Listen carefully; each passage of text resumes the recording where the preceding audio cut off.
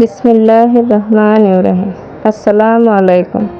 প্রথমেই আমি কাঁচামরিচগুলোর বোটা ফেলে একটু খারাপ এবং ফ্রেশগুলোকে আলাদা করে নিয়েছি। এবার আমি পেঁয়াজগুলোকেও সেম প্রসেসে ধুয়ে পরিষ্কার করে একটু খারাপ এবং ফ্রেশগুলোকে আলাদা করে নেব। ফ্রেশ পেঁয়াজগুলোকে আমি কুচি করে বেরেস্তা করে সংরক্ষণ করব। এখন পেঁয়াজের দাম অনেকটাই কম, চাইলে এভাবে আপনারাও বেরেস্তা করে দীর্ঘদিনের জন্য সংরক্ষণ করতে পারেন। যখন প্রয়োজন ফ্রিজ থেকে বের করে আপনারা আপনাদের কাজে লাগাতে পারেন। এবার টমেটোগুলোকেও আমি সেমভাবে ভালো খারাপগুলো আলাদা করে নিয়ে ধুয়ে পরিষ্কার করে নেব। আমি চাই যখন যে জিনিসটা আমি সংরক্ষণ করব সেই জিনিসটা যেন একদম ফ্রেশ সুন্দর হয়। আপনারাও চেষ্টা করবেন যখন যে জিনিসটা দীর্ঘদিনের জন্য সংরক্ষণ করবেন একটু ভালোটা নেওয়ার জন্য, তাহলে তার স্বাদ এবং গন্ধ অটুট থাকে। টমেটোগুলোকে আমি ভালোভাবে কেটে নিয়ে নেব। আমি একটা নতুন পদ্ধতিতে টমেটোগুলো সংরক্ষণ করব। দেখতেই থাকুন আমার ভিডিও জুড়ে।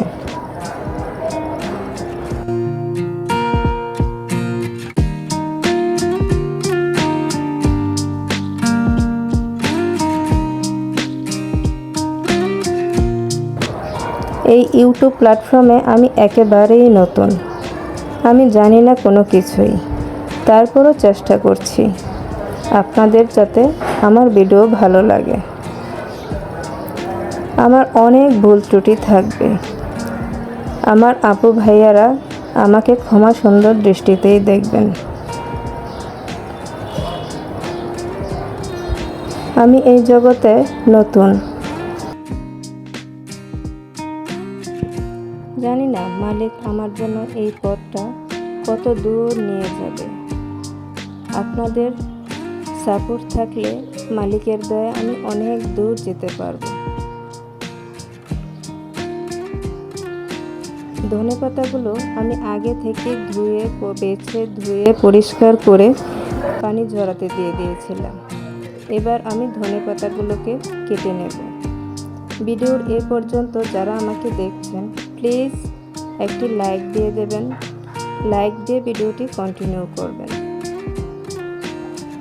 আমার ভিডিওটি যদি ভালো লাগে প্লিজ চ্যানেলটি সাবস্ক্রাইব করে পাশে থাকা বেল বাটনটি অন করে দিতে পারেন, যাতে আমি ভিডিও ছাড়ার সাথে সাথে নোটিফিকেশান আপনাদের কাছে পৌঁছে যায়।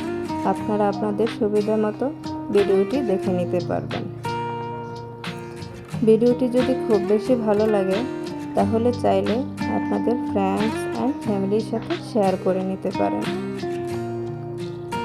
আপনাদের একটি লাইক আমাকে অনেক দূর এগিয়ে নিয়ে যেতে সাহায্য করবে। আমার ভিডিও সম্বন্ধে যদি কোনো কমেন্ট থাকে প্লিজ আপনারা আমাকে কমেন্টের মাধ্যমে জানাবেন। আপনার একটা কমেন্ট আমাকে অনেক উৎসাহিত করবে। আমার ভিডিওর ভালো লাগা খারাপ লাগা সব কিছুই আপনারা আমাকে কমেন্টের মাধ্যমে জানাতে পারেন, আমার ভালো লাগবে। আমি একটি নতুন পদ্ধতিতে টমেটো সংরক্ষণ করব, দেখে নিন, আপনাদের কাছে অবশ্যই ভালো লাগবে।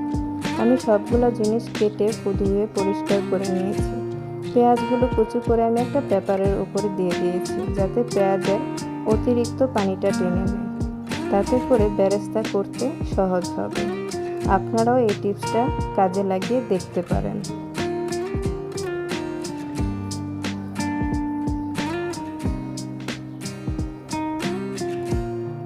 কাঁচামরিচগুলোকেও আমি ধুয়ে পরিষ্কার করে একদম ফ্রেশ কাঁচামরিচগুলো আমি নিয়ে নিয়েছি। এগুলোই আমি সংরক্ষণ করব। এবার কাঁচামরিচগুলো আমি ব্লেন্ড করে নিয়ে নিয়েছি। এবার আমি একটা আইস জারে আইস কিউব করব। কিছু কাঁচামরিচ আবার আমি একটা প্লেটের মধ্যে দিয়ে আইস করে নেব, যাতে করে আমি সহজেই ফ্রিজে সংরক্ষণ করতে পারি। পরে আমি আমার সুবিধা মতো বের করে সাইজ করে নিয়ে নেব। আপনারা চাইলে ছুরি দিয়ে এখনও সাইজ করে রেখে দিতে পারেন। আমি এইভাবেই প্লেটের মধ্যে করে রেখে দেব।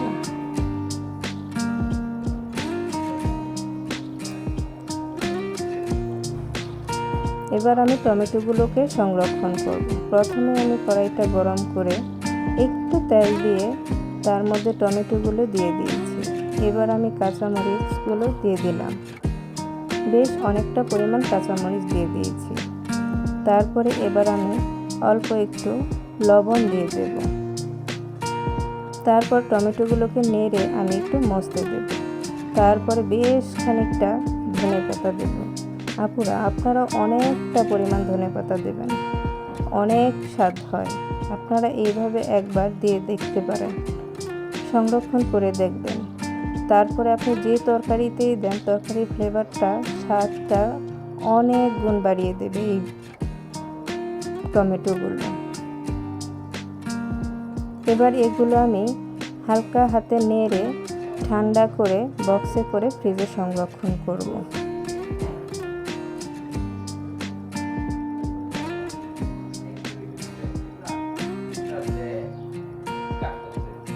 এবার আমি বেরেস্তাগুলোকেও করে নিয়েছি।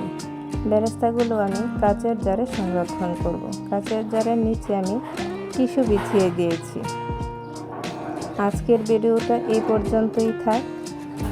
আমার আপু ভাইয়ারা যদি চান আপনারা বড় ভিডিও দেখতে, আমাকে কমেন্টের মাধ্যমে জানাবেন। আজ এ পর্যন্তই। আসসালামু আলাইকুম।